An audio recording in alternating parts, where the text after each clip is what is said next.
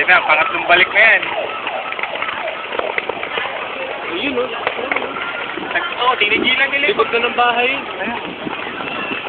Andiyan lang sa bahay, sa may mangga, andiyan na apoy.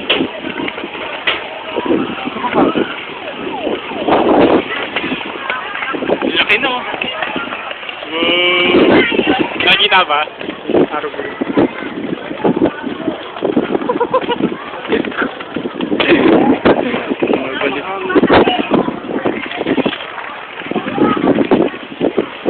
Uy! Parang mga...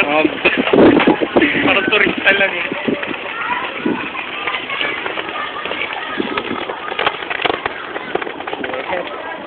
Nakaganyan na din dati dyan, kaso mabilis. Tumbero mo ka naliligaw pa ulit.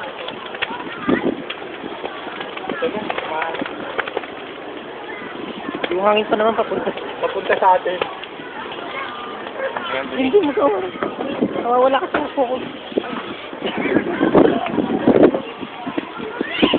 Bata, sige, mag-stop point kayo dyan.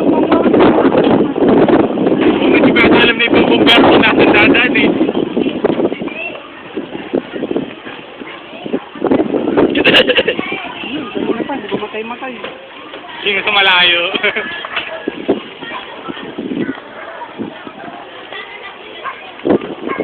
Tingin mo sa part na to, parang nasusunog yung wire. Oo nga no, eh dito mo yan o dyan. Wala, di. Gusto ko naman talaga ng kitang-kita doon eh. Ayun na, laki na dun o.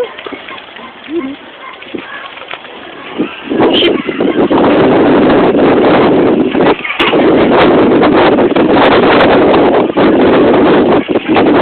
Mangga na to, Ay, nag-ano na rin sila doon. Nagbubuhusan ng tubig. Eh, umiinit na yung bakal dyan. Yung pantaas na din. Yun o! Yun o! Yun o laki o! Lagpas ka dito rin.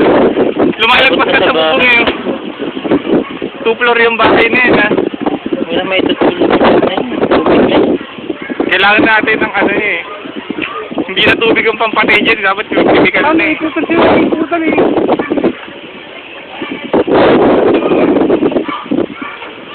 Ito na sa bahay nila po, no?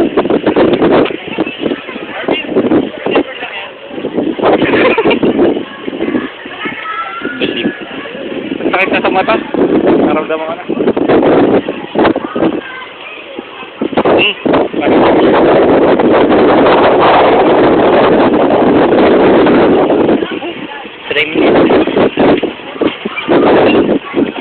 Continue.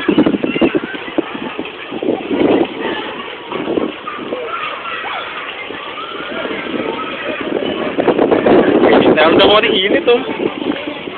Parang ang lapit na natin eh. Ang init tayo yun.